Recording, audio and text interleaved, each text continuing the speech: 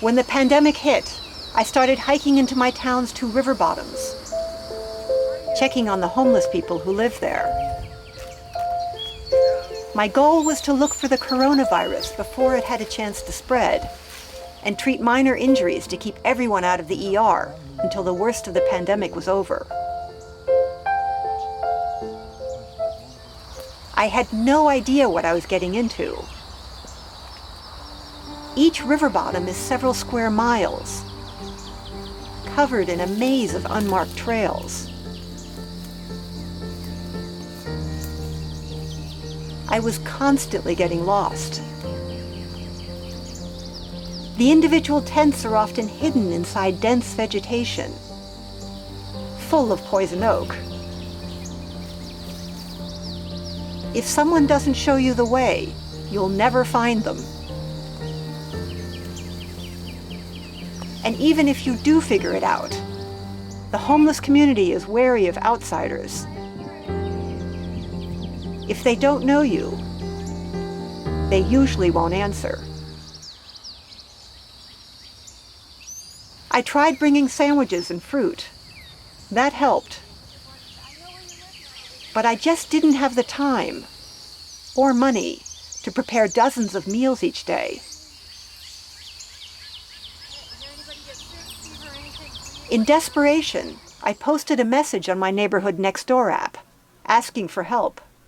The response was overwhelming. Within 3 days, I had more food than I could carry. Everything from fresh-baked muffins to hard-boiled eggs. But I was still spending hours trying to organize dates and deliveries. That's when Terry, one of the people who responded to my post, stepped in. One thing I'm good at is organizing, and so when it just sort of started off and it was obvious to me it was going to be more than just a few people, I thought there needed a way for this to be organized. She set up an app, and within a week we had over 30 neighbors making 50 meals a day. They called themselves the Baking Brigade. And just like that, I was welcome everywhere. Turns out, almost everybody likes homemade brownies. But I wondered, what would make a bunch of strangers spend so much time and effort helping people they're never going to meet? Why am I doing this? Oh, it gives me a good feeling in my heart. There's a selfish reason, because I've been extremely frustrated. Since I'm a retired nurse and I really haven't been able to do anything to really put with hands-on help. So this way I'm indirectly, through you, helping get some kind of health care for those that are less fortunate than we are. Now, both of us grew up poor, Anne particularly. And okay, this time the chicken's coming out.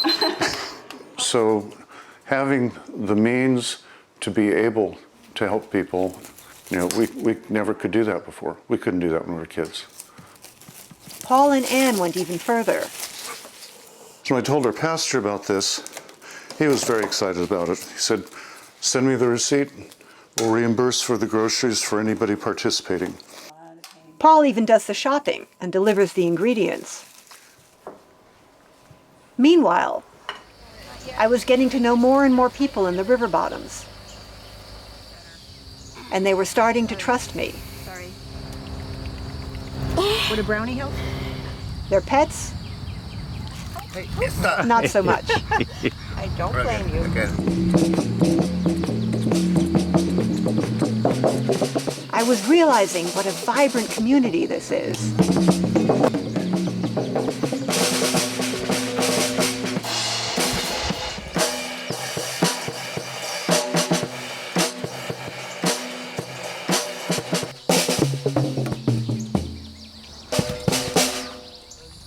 And incredibly generous.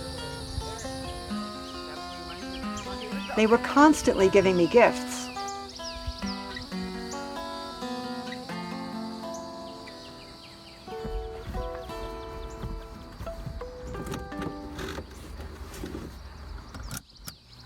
And I wasn't always on my own anymore. Rick, a local engineer, started showing up every weekend with bags of oranges and hiking in with me. That wasn't the only change. The Baking Brigade's brownies had morphed into something much healthier. Gluten-free orange quinoa zucchini muffins.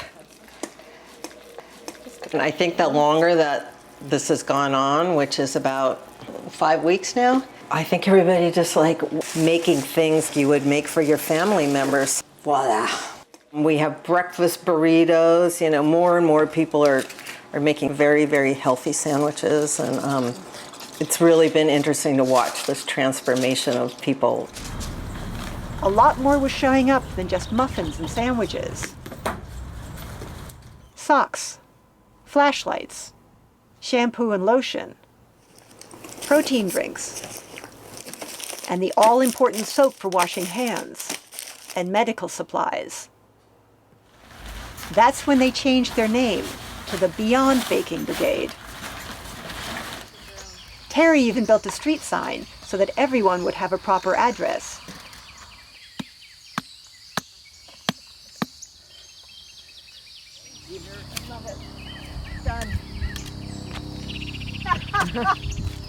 Main Street, civilization, bringing order to the chaos of the river bottom, at least for a day. In late April, I started getting a lot of questions about the stimulus checks, so I asked around if anyone knew a lawyer who might help.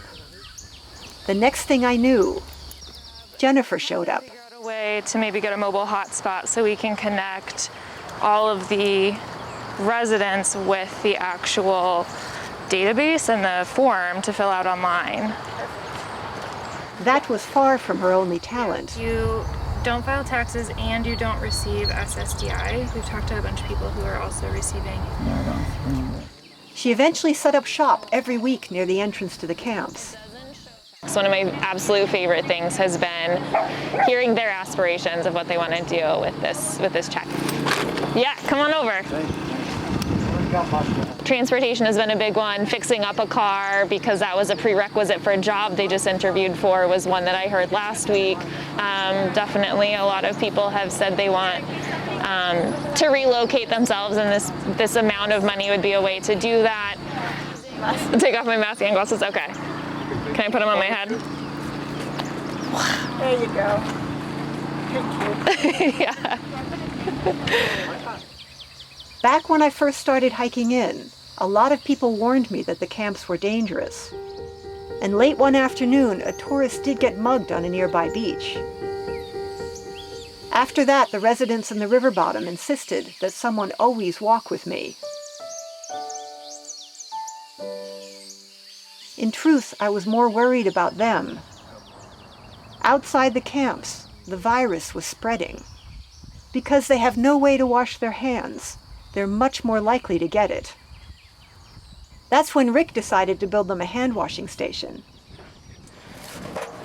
He found a recycled container, and his friends donated the fixtures. I asked him why he kept showing up week after week. I never thought I would be happy doing it, but it's fun and rewarding. Just getting to know the people. It was pretty amazing for people that don't have much at all to give so much back. It was kind of humbling. Need a wrench. And then one day, Melissa, a total stranger, asked if she could join me. Of course I said yes. She's a nurse and passionate about working with homeless people. Okay, love. We'll see you in a couple days. One more. I've never seen anyone make friends so fast. She's fearless. Can make anybody laugh. With a heart big enough to fit every living thing inside. Once she invited Sean to join us, we never got lost again. We have so much fun together. I can't remember what it was like to do this by myself. It's the last thing I expected when this all started.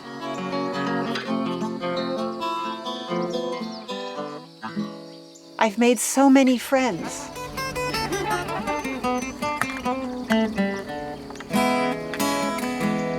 Hey Karin,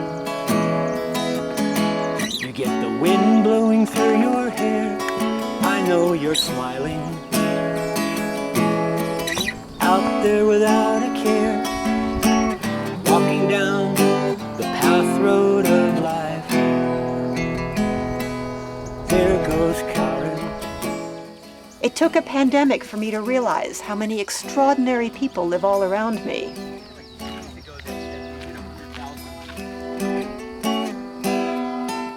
You can't live your life just for yourself, or you're going to be kind of miserable. Try it. If it doesn't feel good, you're not going to keep doing it, but I guarantee you this will feel really good. Yeah. The thing is, we're all part of a family, and family looks out after family, especially when things are not going well. These are my neighbors.